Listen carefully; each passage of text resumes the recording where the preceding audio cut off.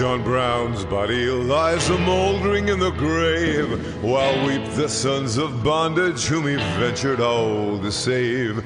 But though he sleeps, his life was lost while struggling for the slave.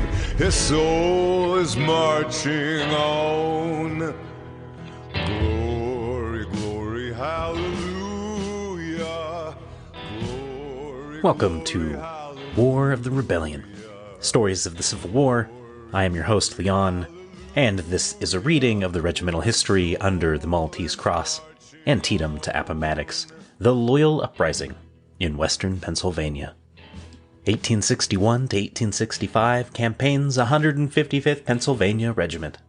Narrated by the rank and file.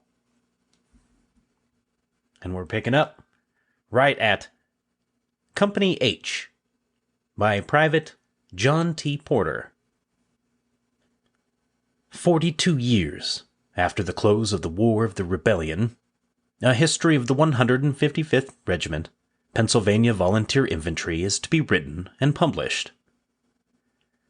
As a general rule, contemporaneous history of important events, which affect the destinies of mankind, owing to the prejudices and animosities of which contemporaneous historians are scarcely able to divest themselves, is said to be unreliable.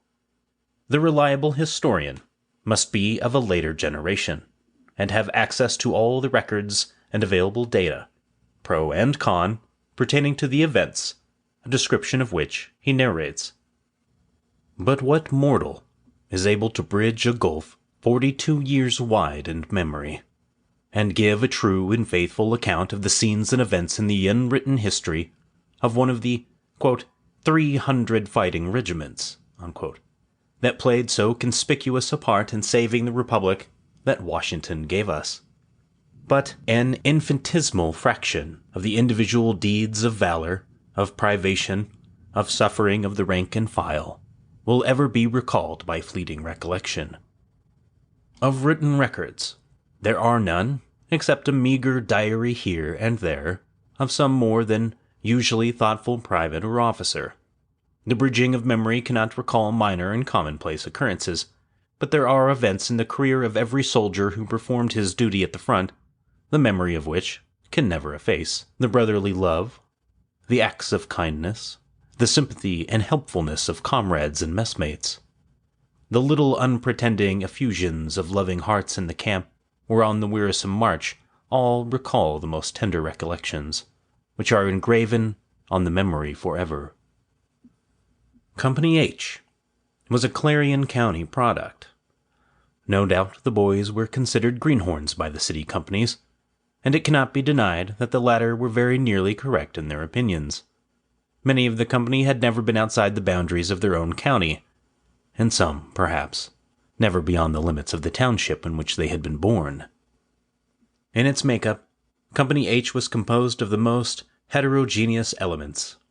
All were young, many being scarcely more than mere boys, young men of education and refinement associated unreservedly, and on a footing of perfect equality, with those who were illiterate and uncouth in manners. The country academy, the country store, the blacksmith shop, and the farm each contributed its quota to fill the ranks of the company. But while the company was made up of so great a diversity of characters and dispositions, a most intense spirit of patriotism pervaded the whole, and all social distinctions were lost sight of and forgotten in the enthusiastic love of country which formed the common ground on which they could touch elbows in a spirit of perfect equality. This ardor of patriotism which pervaded the entire company was not born of sudden excitement, nor was it emotional in nature, soon to react and subside, but was deep-seated and permanent. The war had been going on for more than a year, and was growing hideous in its proportions. Immense Union armies were already at the front. The campaigns had been badly managed. Great battles had been fought with terrible fatalities. The Union commanders had been outgeneraled by the Confederates, with consequent elation in the South and depression in the North. And there was nothing in the condition of affairs at that period to induce the belief that the company was going on a pleasure excursion. Every man in the company realized before enlisting the stern reality of the situation, and that he might never behold the scenes of his childhood again, and that his bones might lie bleaching on some southern battlefield.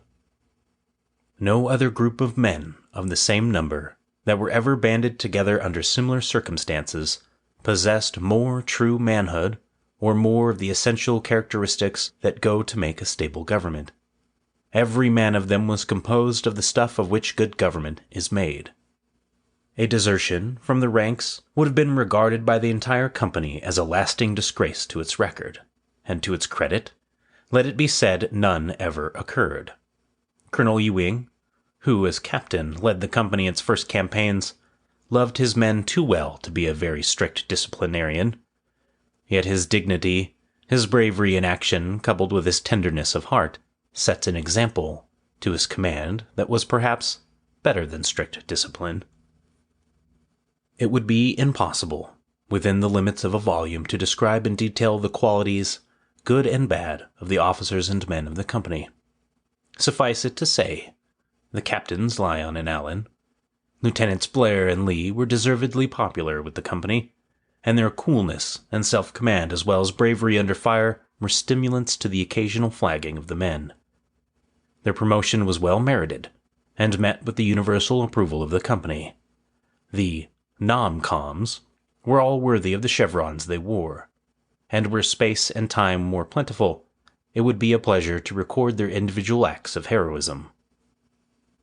Thomas C. Lawson, First Sergeant, Washington Craig, John Jackson, James L. Lyon, David J. Stewart, James J. Irwin, of the sergeants, and all of the corporals without exception, had the proud consciousness of duty well performed, and promotion well earned.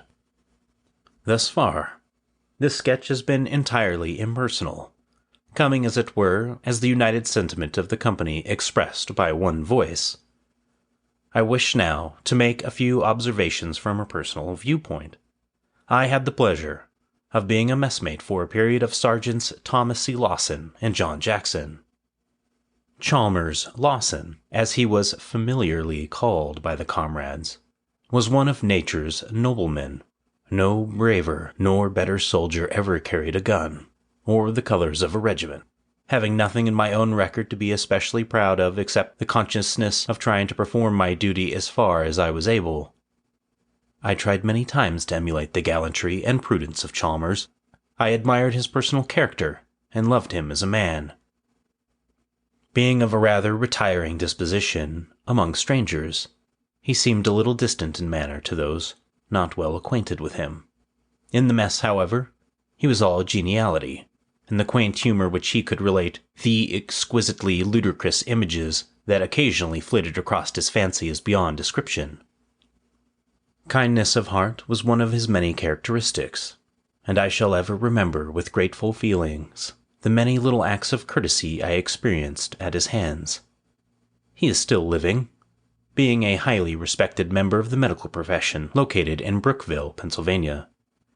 Those of the original members who remember the prominent part Sergeant Lawson took in the recruiting of the company well know he should have received a commission long before the close of the war. D. Reed Curl was another comrade, whose soldierly qualities won admiration. He was always ready for duty, and could always be relied upon in any emergency. Not having seen him for many years, I remembered him only as a stalwart young soldier of Company H. At a reunion of the regiment, at Kennywood Park a few years ago, I was sitting on a bench with several comrades talking over our war days.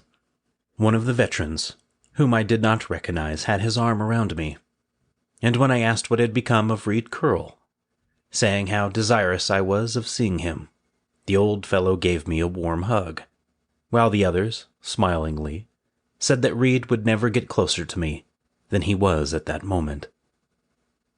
Julius Wilkins was an old chum for whom I had a warm affection. Being commissary sergeant, he had a horse to ride, and was not with the company very much, his duty keeping him constantly with the commissary wagon trains. A circumstance happened on one occasion that came near wrecking our friendship forever. On the last day of our return march from the famous Weldon Railroad raid, in December 1864, The troops had from 10 to 15 miles of ground to cover before reaching the protection of the main army before Petersburg. As a result of a feast of raw turnips and stewed chicken procured on a private foraging expedition the previous day, I was not in good condition for a forced march. In fact, I could hardly walk rapidly without pain.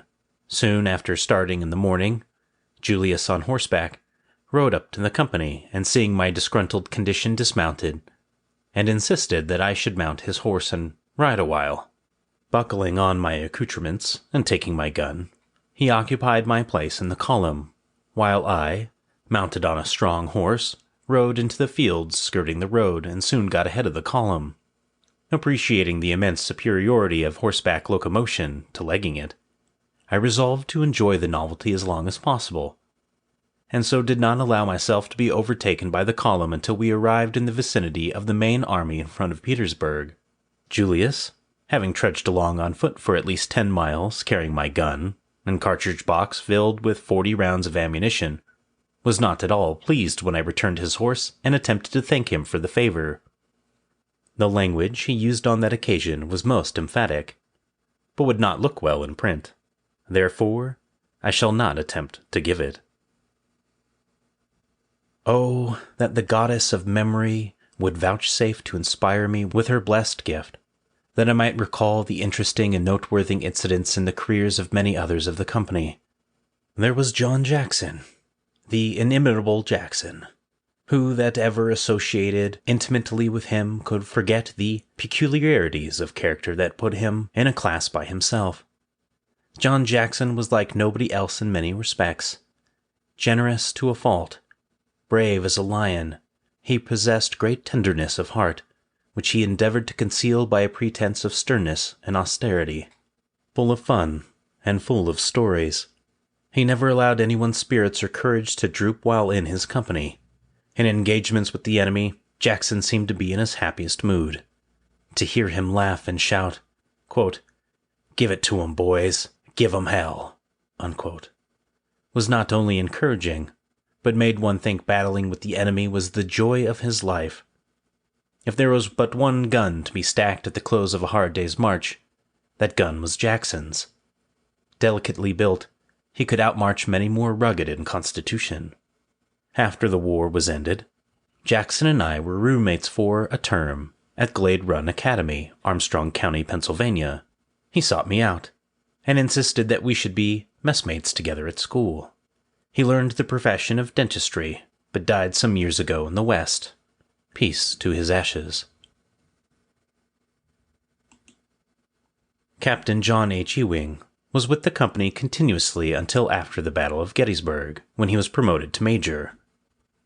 He was in command of the regiment from the second day's battle in the Wilderness until the 22nd of June, 1864, and was with the regiment throughout its term of service, except while recovering from wounds received in battle. He was wounded in the foot June 22, 1864, south of Jerusalem Plank Road, and again in the knee on the 25th of March, 1865, at Second Hatcher's Run, having by this time reached the rank of brevet colonel. Lieutenant D. E. Lyon was with the company until July 1863. After the Battle of Gettysburg, where he had received a wound, he was detailed on recruiting service, but returned to the company the next winter, having been promoted to captain. Of delicate physique, Captain Lyon, after the Wilderness Campaign, became seriously ill from exposure, and was ordered to Washington on detail duty. Lieutenant John Mooney, a faithful and deserving officer, broke down on the Antietam campaigns from fatigues and exposures, suffering very severely, and was forced to go to the hospital, and was never able to return to duty, being discharged January 20th, 1863. He died a few years ago, having reached a ripe old age. Sergeant David T. Orr was but 17 years old at the time of his enlistment. Not being of robust constitution, he succumbed to the hardships of the forced march to Antietam. Shortly after the Battle of Antietam, his father took him home, where he died March 24, 1863. Wilson E. Allen, second sergeant, reached the rank of captain. He was wounded in the right wrist at Fredericksburg. He was mustered out with the company and is still living in Pittsburgh. L. T. Montgomery, 4th Sergeant, was wounded at Fredericksburg December 13, 1862, and was discharged April 6, 1863. He is still living in Jefferson County, Pennsylvania. William R. Whitmer, 5th Sergeant, died at Camp McAuley, October 12, 1862. Samuel Q. Blair was promoted from corporal to 1st lieutenant. He was a good soldier and popular with the men. He was mustered out with the company and is still living in Evans City, Butler County, Pennsylvania. Elijah M. Lee reached the rank of 2nd lieutenant. He was a remarkably good soldier and never missed an engagement. He was also a genial and popular officer. He is still living in Clarion, Pennsylvania. Sergeant James J. Irwin was captured in the Battle of the Wilderness, May 5, 1864, and died in Andersonville. Date unknown. Lewis Hartman was wounded on the 18th of June and carried the bullet in his body until his death, May 27, 1904. The 3 Fox brothers were all unfortunate. Alexander died in the hospital at Beverly, New Jersey, November 26, 1864. Reynolds was captured May 5, 1864, with the wagon train in the Wilderness and died in Andersonville, August 23, 1864. William A. was wounded at Bethesda Church and died September 4, 1864, at Washington, D.C.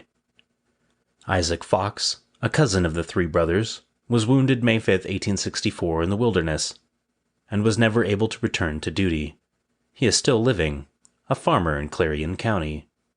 W. A. Craig was a brave soldier and always ready for duty, there being no better in the regiment. He is still living, engaged in the flour mill business at Sligo, Pennsylvania. James L. Lyon, David J. Stewart, John Anderson, Philip Over, John Riody, Moses Anderson, Samuel White, Reuben and Harry Harriger, William Bell, Charles W. Fulton were all good soldiers. John and Peter Lewis, brothers, both under 18, were brave soldiers, Peter being killed in the Wilderness. John Griffith was wounded and captured May 5, 1864. He has described his captivity in Andersonville in a contribution which appears in another part of this history. H.S. Harnish was killed at the same time and place. James M. Castor died at Falmouth, Virginia, January 14, 1863, after the Battle of Fredericksburg. Alexander Eaton was killed at the Battle of Gravelly Run while on the skirmish line.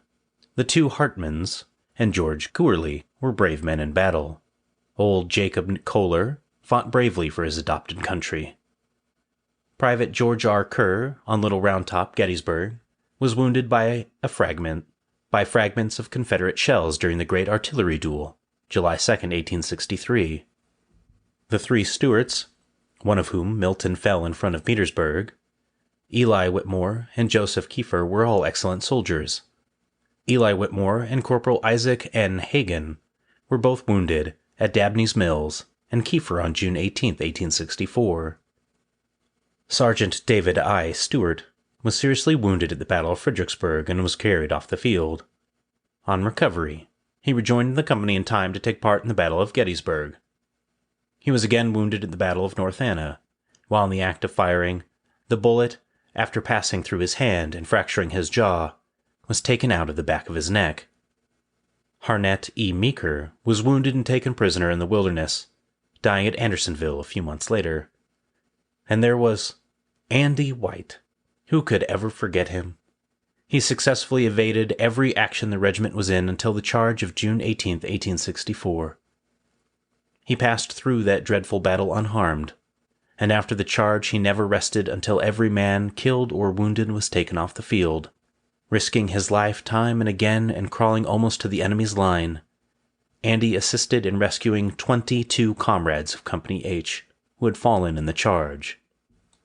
On the 22nd of June, in the battle at the Jerusalem Plank Road, he was among a few who refused to retire when orders of Colonel Ewing from General Griffin to fall back were issued and the charge abandoned. This action, in a youth of but 16 years of age, was most remarkable. The next morning he was found on the field, severely wounded from the fire of Confederate sharpshooters, from which he lost a leg. Where there were so many good men in the company, it seems invidious not to mention them all, but want of space forbids any further enumeration of them. Record enrollment, casualties, etc. of Company H. Killed and died of wounds. Corporal Reuben Harriger died at Philadelphia, Pennsylvania, of wounds received at Bethesda Church, Virginia, June 3, 1864. Corporal Horatio S. Harnish, killed in Wilderness, Virginia, May 5, 1864. Private George Bardenstein, killed at Washington, D.C., of wounds received at Peebles Farm, Virginia, September 30, 1864. Private James D. Burns, died at Washington, D.C., of wounds received at Hatcher's Run, Virginia, October 27, 1864. Private Michael Baumeister, died at Richmond, Virginia, of wounds received at Dabney's Mills, Virginia, February 6, 1865. Private John Cohen, died at Alexandria, Virginia, of wounds received at Petersburg, Virginia, June 18, 1864. Private Alexander Eaton, killed at Gravelly Run, Virginia, March 31, 1865. Private Adam Freeman, died at Alexandria, Virginia, of wounds received at Spotsylvania, Virginia, May 12, 1864. Private William A. Fox, died at Washington, D.C., of wounds received at Cold Harbor, Virginia, June 2, 1864. Private William Horner, died at City Point, Virginia, of wounds received at Petersburg, Virginia, June 18, 1864. Private Solomon Coons, died in New York, of wounds received at Petersburg, Virginia, June 18, 1864. Private Peter Lewis, killed at Wilderness, Virginia, May 5, 1864. Private B.F. Lyon, died at Alexandria, Virginia, of wounds received at Petersburg, Virginia, June 18, 1864. Private William J. Marks, died at City Point, Virginia, of wounds received at Petersburg, Virginia, June 18, 1864. Private William Reedy, died at New York, of wounds received at Petersburg, Virginia, June 18, 1864. Private Milton Stewart, killed at Petersburg, Virginia, June 18, 1864. Private Ira Snyder, died at Point Lookout, Maryland, of wounds received at Dabney's Mills, Virginia, February 6, 1865. Private Joseph Swires, died of wounds received at Dabney's Mills, Virginia, February 6, 1865.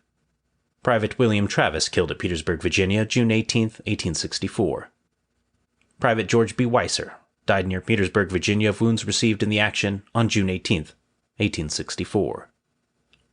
Died of disease, imprisonment, accident, etc. Sergeant David T. Orr, died at Lawsonham, Pennsylvania, March 24, 1863. Sergeant William R. Whitmer, died at Sharpsburg, Maryland, October 12, 1862. Sergeant James J. Irwin, died at Andersonville, Georgia, October 15, 1864. Corporal Alexander Fox, died at Beverly, New Jersey, November 26, 1864. Corporal William Royhan, died January 31, 1864. Private Richard Burns, died at Curlsville, Pennsylvania, September 13, 1864. Private David M. Craig, died at Falmouth, Virginia, December 27, 1862. Private Reynolds Fox, died in Anderson, Georgia, October 23, 1864. Private John Gorley, died at Falmouth, Virginia, January 12, 1863. Private William O'Gray, died in Washington, D.C., November 17, 1863. Private J. A. Hermansdorfer, committed suicide at Peebles Farm, Virginia, October 7, 1864. Private James M. Castor, died near Falmouth, Virginia, January 14, 1863. Private B. Sloan Long, died at Pittsburgh, Pennsylvania, September 11, 1864. Private Harnett E. Meeker, died at Andersonville, Georgia, July 17, 1864. Private Daniel Nail, discharged on Surgeon's Certificate, May 7, 1864. Died en road home. Private James Q. Riley, died at Curlsville, Pennsylvania, January 15, 1865, after return home from Andersonville, Georgia. Wounded in action. Captain David E. Lyon, Gettysburg, Pennsylvania, March 26, 1863. Captain Wilson E. Allen, Fredericksburg, Virginia, December 13, 1862. Sergeant James M. Lyon, Fredericksburg, Virginia, December 13, 1862. Sergeant David J. Stewart, Fredericksburg, Virginia, December 13, 1862, and North Anna River, Virginia, May 23, 1864. Corporal David R. Curl, Petersburg, Virginia, June 18, 1864. Corporal John Anderson, Fredericksburg, Virginia, December 13, 1862. Corporal Philip Over, Laurel Hill, Virginia, May 8, 1864. Corporal John Reedy, Fredericksburg, Virginia, December 13, 1862. Corporal Isaac N. Hagan, Dabney's Mills, Virginia, February 6, 1865.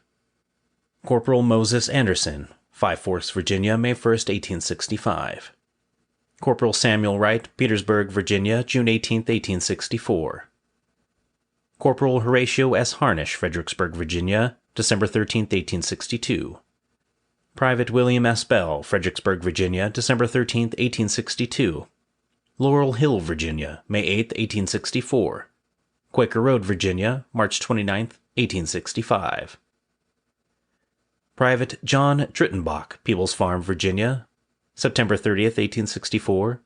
Five Forks, Virginia, May 1, 1865. Private Peter Delp, Petersburg, Virginia, June 18, 1864. Private Alexander Eaton, Petersburg, Virginia, June 18, 1864. Private Isaac Fox, Wilderness, Virginia, May 5, 1864. Private Lewis Gathers, Dabney's Mills, Virginia, February 6, 1865. Private John Griffith, Wilderness, Virginia, May 5, 1864, captured. Private Lewis Hartman, Petersburg, Virginia, June 18, 1864. Private George R. Kerr, Gettysburg, Pennsylvania, June 3, 1863. Private Joseph M. Kiefer, Petersburg, Virginia, June 18, 1864. Private George D. Currence, Petersburg, Virginia, June 18, 1864, loss of leg. Private John D. McCall, Dabney's Mills, Virginia, February 6, 1865. Private Absalom W. Palmer, Petersburg, Virginia, June 18, 1864. Private Joseph Rankin, Laurel Hill, Virginia, May 8, 1864. Private Nathan Stewart, Petersburg, Virginia, June 18, 1864. Private Joseph W. Swires, Laurel Hill, Virginia, May 10, 1864. Private Ira Snyder, Spotsylvania, Virginia, May 14, 1864. Private Andrew White, Jerusalem Plank Road, Virginia, June 22, 1864, loss of leg. Private Eli Whitmore, Dabney's Mills, Virginia, February 6, 1865. Private Joseph Wilson, Hatcher's Run, Virginia, October 27, 1864.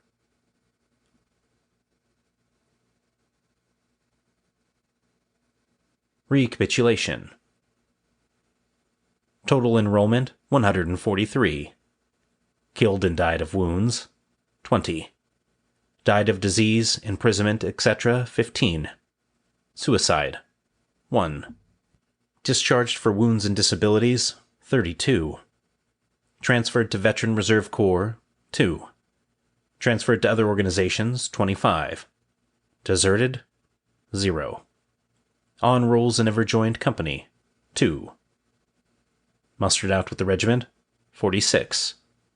Wounded in action, 32. And that covers up this week's episode with Company H by Private John T. Porter. It's a pretty good little company history. I really liked it with the personal sketches that he did. He had a really warm way of writing. His story about stealing that horse. Like, here, you can ride my horse for a little bit, buddy. You look tired. And then him just taking it and being like, no, I'm going to ride this all the way back to Petersburg. It's pretty funny. Oh my goodness. I like how he just admits it. And his story was really cute about Reed Curl. About how much he wanted to see him. And that just happened to be the man that had his arm wrapped around him. How he describes him as being an old fellow. Just must have been some time and must have meant a lot to be able to see your friends, especially at this time period.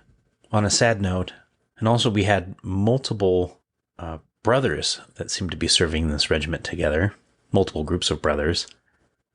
My heart goes out to their mothers. Must have been a lot of pain in Pennsylvania at this time. Well, with that, my friends, I'm going to take off. I hope you enjoyed the latest episode, and I will see you in the next one. Take care of yourselves this weekend. Bye-bye. John Brown's body lies a-mouldering in the grave, while weep the sons of bondage whom he ventured all to save. But though he sleeps, his life was lost while struggling for the slave. His soul is marching on. Glory, glory, hallelujah. Glory, glory, hallelujah. Glory, glory, hallelujah. For his soul is marching on.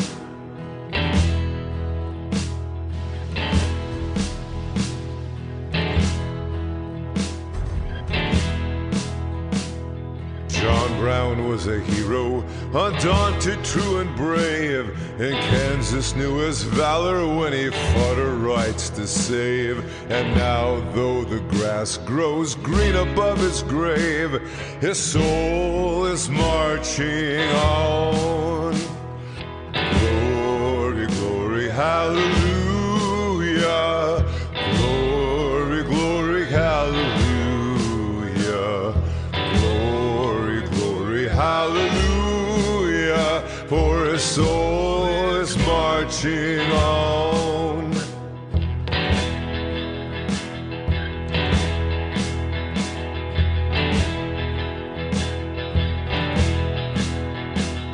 He captured Harper's Ferry with his 19 men so few, and frightened old Virginia till she trembled through and through. They hung him for a traitor, themselves a traitorous crew, but his soul is marching on. Glory, glory, hallelujah. Glory, glory, hallelujah. Glory, glory, hallelujah. For his soul is marching on.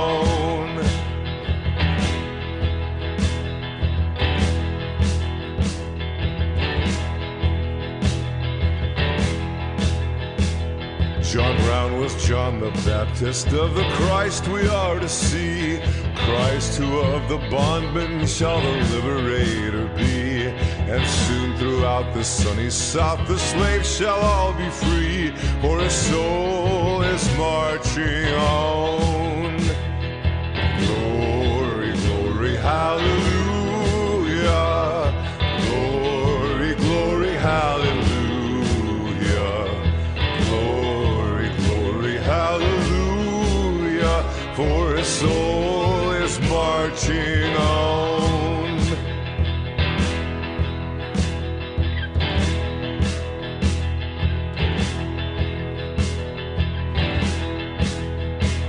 The conflict that he heralded, he looked from heaven to view on the army of the Union with its flag red, white, and blue. And heaven shall sing with anthems o'er the deed they mean to do, for his soul is marching on. Glory, glory, hallelujah. Glory, glory, hallelujah. Glory, glory, hallelujah. For his soul is marching on.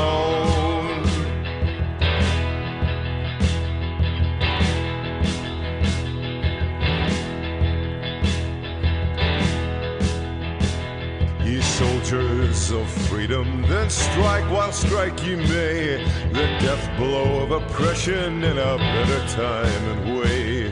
The dawn of old John Brown has brightened into day, and his soul is marching on. Glory, glory, hallelujah. Glory, glory, hallelujah. Hallelujah, for his soul is marching on. Glory, glory, hallelujah. Glory, glory, hallelujah. Glory, glory, hallelujah. For his soul is marching on. For his soul